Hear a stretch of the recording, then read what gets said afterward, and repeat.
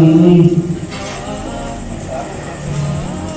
malam yang sudah mendekati malam hari lahirnya Nahdlatul Ulama. Saya ingin sedikit saja menyampaikan kami Nahdlatul Ulama. Paling tidak kita secara garis besar pernah tahu, pernah mendengar sejarah daripada Nahdlatul Ulama, sehingga tidak semata-mata pengurus, tetapi jamaah dan jam'iyah Nahdlatul Ulama tahu jejak napak tilas daripada berdirinya jam'iyah Nahdlatul Ulama yang sebagai jam'iyah terbesar di negara Indonesia dan termasuk muslim yang terbanyak di dunia.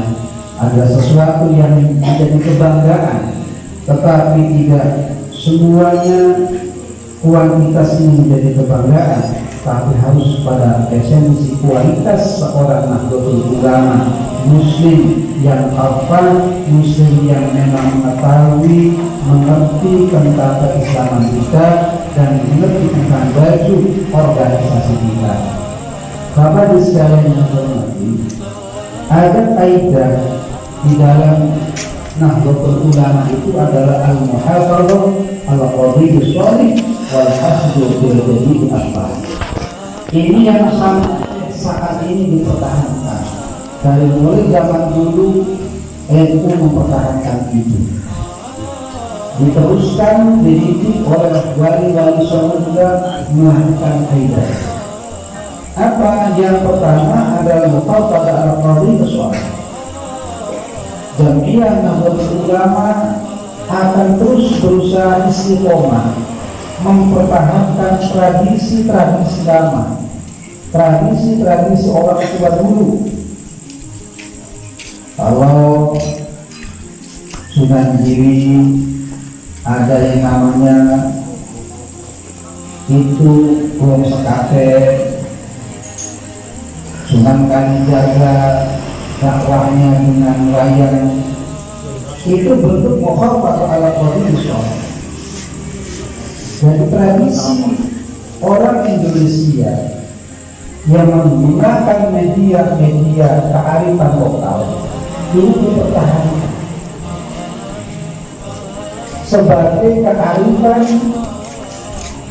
ajaran umat Islam, menghormati kearifan lokal, sehingga yang mayoritas masyarakat Indonesia Buddha dan Hindu tidak terasa diri keyakinannya, tidak terasa ajarannya dimasuki, dan tanpa terasa yang tadinya mayoritas menjadi minoritas dan Islam yang tadinya baru menjadikan mayoritas pemeluknya di bangsa negara Indonesia ini, karena kearifan ulama-ulama dulu memakai kaidah al-muhafadzah ala qadhiyyus shalih. Tetapi NU wal akhdhu bil jami'i asbah akan terus menerima sesuatu yang baru. Tidak lama yang dipakai terus, tapi yang baru pun akan diterima.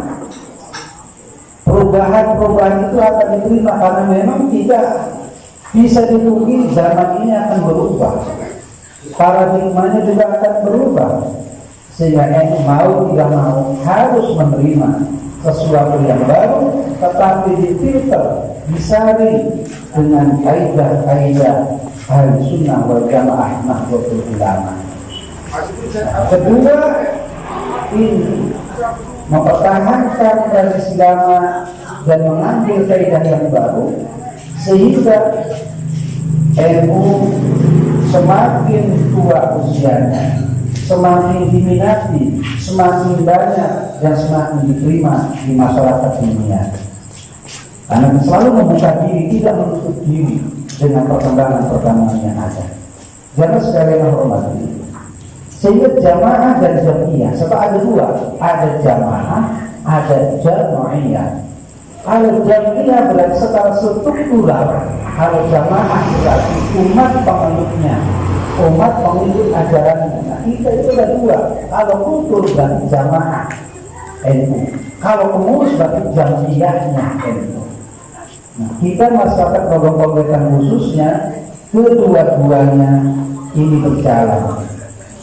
Jamaahnya mayoritas Rogong Wetan adalah orang Tionghoa.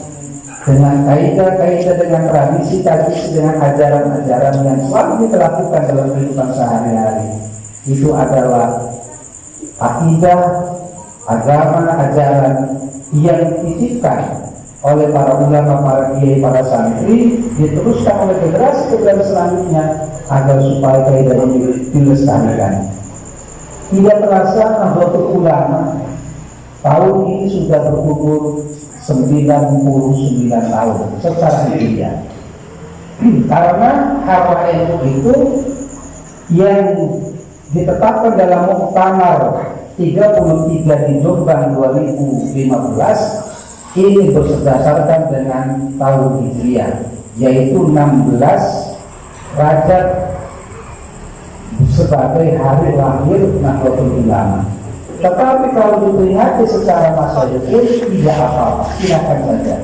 Tetapi yang masuk dalam ADART aturan Jamiah Ulama ini adalah hitungan hijriah.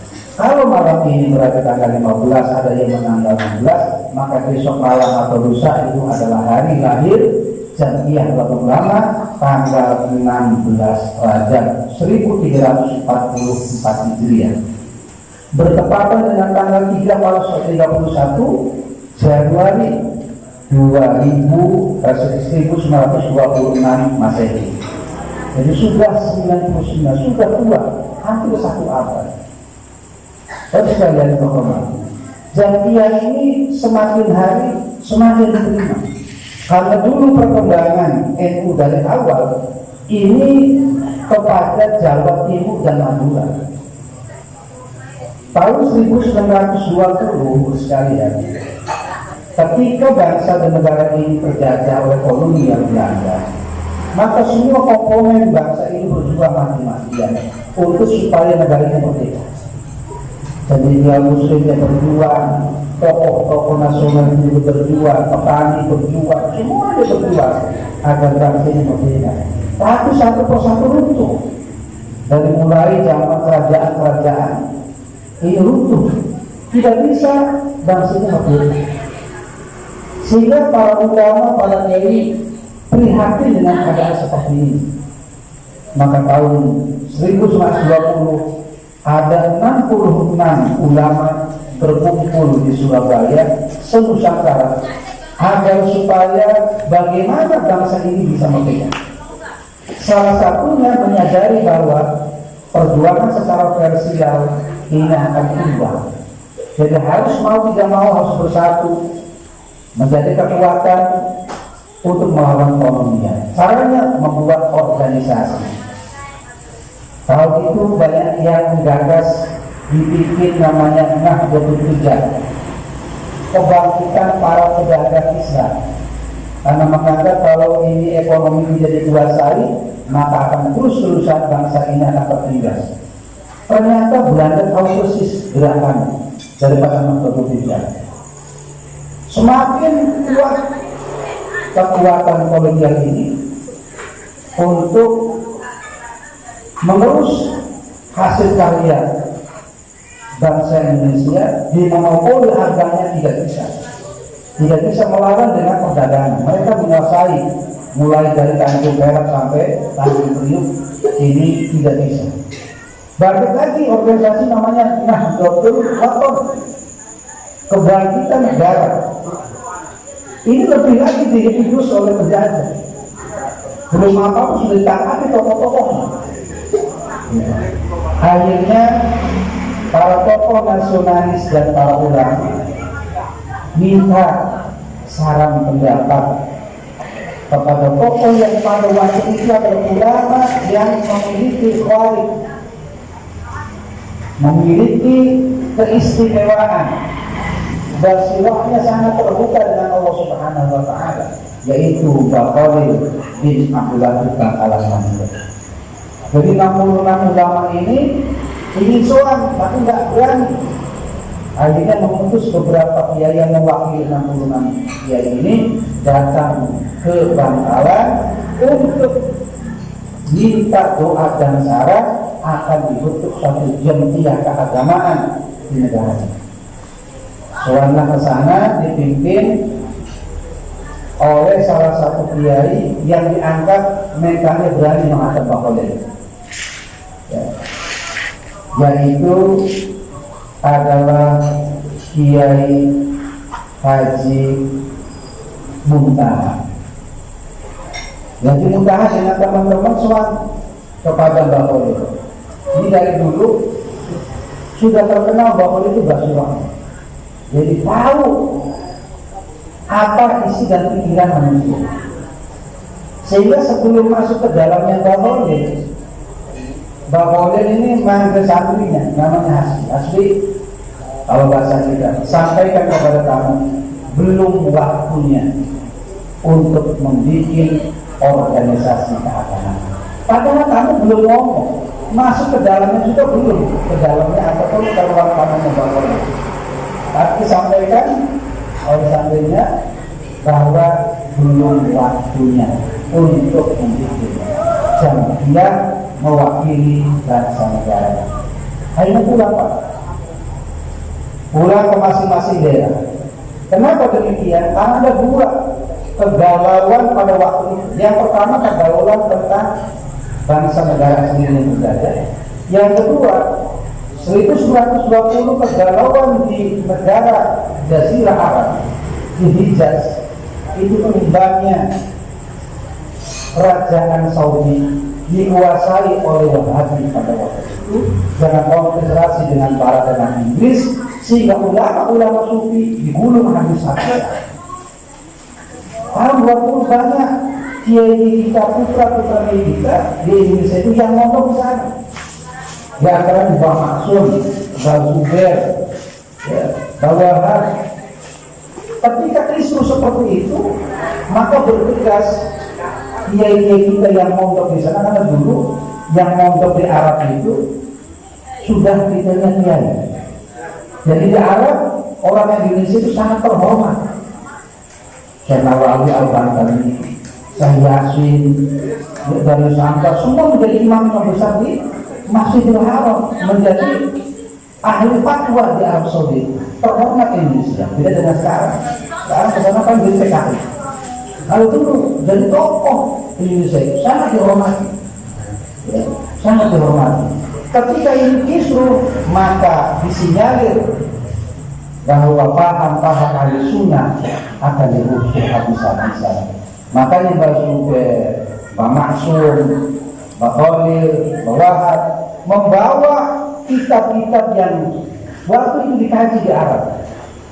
Kitab Sahih Bukhari, Sahih Muslim, Tafsir Ibnu Katsir, kitab-kitab besar dibawa ke Indonesia.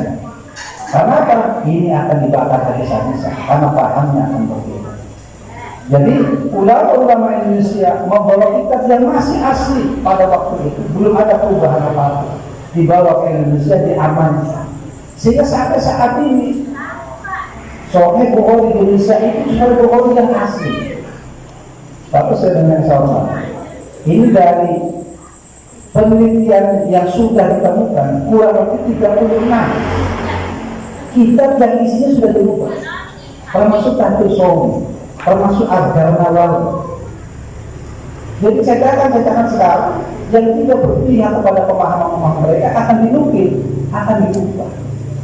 Nah, inilah kekayaan keilmuan ulama-ulama kita, menyelamatkan kemudian kitab-kitab yang saat itu dibakar habis-habisan. Nah, kedua keprihatan inilah, satu keprihatan kolonial, yang kedua keprihatinan bahwa Ahlussunnah wal Jamaah di Jazirah Hijaz ini hancur-hancuran, sehingga mau tidak mau ulama Indonesia ini berjuang agar supaya menjadikan satu wadah ulama-ulama bahasa Indonesia untuk bangkit. Tahun 1923, 3 tahun kemudian, soal kembali. Para perusahaan ini ada 46, cuma tidak mewakili Nusantara, cuma Surabaya dan Madura saja. Dan jawaban Pak Khalil di soal kedua tetap masih menuntut, tidak memberikan jawaban apapun. Oh berarti belum waktunya, pulanglah kembali. Di akhir 23 itu ada satu berkolir namanya Mbak As'ad dari suku Bondo, dipanggil. As'ad, mari, ada apa? Jadi kamu temui santri saya namanya Hasyim Asy'ari, itu kemudian kamu berani karena waktu itu masih muda, Mbak As'ad itu masih muda. Nah, sudah, kalau kamu tahu, benar tahu betul, sampaikan dari saya salam. Yang kedua, sampaikan khotab ini kepada Hasyim Asy'ari, dibacakan ayat Al-Quran ayat 17 sampai 21, kemudian diulang kembali, dibahas ayat itu, baru tongkat itu dibawa oleh Mbak As'ad melalui Madura, Sunan Ampel sampai kepada Jombang. Sehingga pada waktu itu orang-orang yang melihat Mbak As'ad itu mengatakan, banyak dikatakan orang gila. Kenapa? Anak muda belum tua tapi bawa tongkat. Ya. Karena di Ampel itu banyak orang-orang Arab kan. Dari dulu sudah ada orang Arab di Sunan Ampel sampai sekarang. Mencemooh Mbak As'ad itu orang yang lain daripada yang lain. Singkat riwayat, sampailah kepada Mbak Hasyim Asy'ari, dan ketika ditanya kamu dari mana, saya utusan Bapak, maka otomatis ini sangat dihormati karena ini adalah utusan guru beliau Mbak Hasyim Asy'ari. Ada apa Cong? Saya diutus untuk menyampaikan tongkat ini kepada Anda. Apa kata guru saya? Disampaikan ayatnya dari ayat 17 sampai 21 itu, maka bahasa Asy'ari bersyukur kepada Allah Subhanahu wa Ta'ala karena isyarat bahwa akan segera diizingi oleh Bapak dibentuk satu jamaah.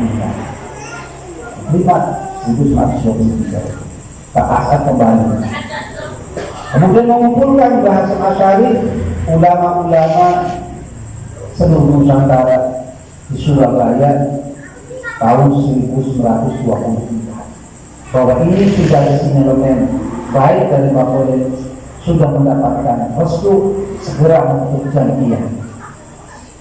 Belum jamiah itu terbentuk, Mbak As'ad disuruh kembali oleh Bapak untuk menyampaikan amanah yang kedua, yaitu mengantarkan tasbih. Kamu kembali temui murid saya Hasyim Asy'ari, sampaikan tasbih. Sebelum disampaikan kepada Mbak As'ad, tasbih itu dilirik dulu oleh Mbak Khalil. Ya, jadi kalau tasbih itu ada hitungan 33, 1, 100. Satu itu ditarik, ya Jabbar, ya Jabbar, ya Jabbar 3 kali. Ditarik lagi tasbih itu, ya Qahhar, ya Qahhar, ya Qahhar. Setelah dibacakan itu, kemudian masa suruh juga membaca ya Jabbar, ya Qahhar. Ketika akan disampaikan kepada Mbak As'ad tidak menerima tangannya untuk memegang tasbih, tapi menundukkan kepala agar supaya tasbih itu dikalungkan kepada beliau. Ditanya Bapak, kenapa kamu tasbih dikalungkan? Kalau saya pegang, saya khawatir ini jatuh biaya. Yang kedua, karena saya tidak berani karena bukan hak saya untuk menerima tasbih ini. Tasbih ini adalah haknya Hasyim Asy'ari. Itu sangat luar biasa, menjaga amanah. Akhirnya dikalungkan, pergilah ke kemudian ke Jombang. Dan sangat di perjalanan banyak orang yang mencemooh. Ini anak ini kemarin belum tua sudah pakai tongkat, sekarang tasbih pun dikalungkan, belum umum waktu itu. Beda dengan sekarang tasbih di tangan, tasbih di kalung, itu nggak ada. Yang pertama, setelah sampai kepada Pak Hasyim Asy'ari, penasaran, kenapa guru saya percaya betul kepada anak ini? Kamu siapa sebenarnya? Saya As'ad. Coba, ayah kamu siapa? Saya Ibrahim, ayah saya. Bin Ismail. Kalau begitu, ibu kamu mau Maimunah? Betul ya. Kalau kamu anak Maimunah berarti ponakan saya, katanya begitu. Tapi masih saudara Pak As'ad dengan Mas Asy'ari. Ya. Terus apa amanat beliau? Ini saya menyampaikan rasmi dari Bang Soleh. Mana pastinya? Di leher saya dulu. Ketika si Beba ditanya, sebelum menyampaikan rasmi ini apa pesan beliau? Belum dia berkata apa-apa, cuma membaca ya Jabbar, ya Jabbar, ya Jabbar, ya Kohar, ya Kohar, ya Kohar. Bahasa sujud syukur kepada Allah Subhanahu wa Ta'ala dan mengatakan apa itu bahasa Asy'ari, siapapun yang mengganggu Nahdlatul Ulama dengan berkah Asmaul Husna ya Jabbar, ya Kohar akan hancur. Dan itu dibuktikan. Yang merombong yang berhadapan dengan NU PKI pada waktu itu, maka PKI dan yang hancur. Padahal PKI sudah memakai militer, kekuatan militer. NU tidak pakai militer. Berhadapan dengan NII, NU berhadapan dengan DI jatuh. Kekinian berhadapan dengan HTI bubar. Berhadapan dengan FPI bubar. Maka aku yakin dengan Asmaul Husna jatuh. Siapapun yang akan merombong Nahdlatul Ulama karena itu kalimat dari Allah Subhanahu wa Ta'ala, maka akan hancurkan oleh Allah Subhanahu wa Ta'ala. Jamiah Nahdlatul Ulama bersekalian bukan jamiah biasa, tapi jamiah yang dibikin oleh Allah Subhanahu wa Ta'ala. Jamiah yang digagas oleh para ulama untuk menyongsong kemerdekaan bangsa Indonesia, untuk mempersatukan umat Islam sedunia. Makanya lambang itu, lambang dunia di tanahnya Nahdlatul Ulama melintas. Itu dulu belum ada bayangan, Pak. Karena itu hanya sekedar jalan saja. Tapi sekarang, Masya Allah, lambang itu dibuktikan, lambang itu bikinnya dari uang. Dia yang oasis juga. Ternyata itu Nahdlatul Ulama sekarang sudah membentang di dunia, sudah ada 27 negara perwakilan istimewa Nahdlatul Ulama. Jadi kita bangga produk asli Indonesia itu sekarang diminati oleh Islam seluruh dunia. Orang-orang heran, orang kitanya sendiri malahan ya ngopek dengan Islam di luar Nahdlatul Ulama. Mereka kesalahan dengan kita. Kenapa sabut? Karena Indonesia yang beribu-ribu pulau, beribu-ribu bahasa, beribu-ribu suku bisa masuk utuh bersatu dalam bingkai Bhinneka Tunggal Ika. Kalau bisa dihijaz, diturunkan dia habis, Pak. Suriah habis, Afghanistan habis, Irak habis, Tunis sudah habis. Padahal makan mereka itu sama. Aliran Islam cuma 2, itu banyak. Tapi bisa utuh. Kenapa? Oh, ternyata di sini dibimbing, dibina oleh ulama-ulama. Yang mayoritas siapa? Mayoritasnya adalah Nahdlatul Ulama.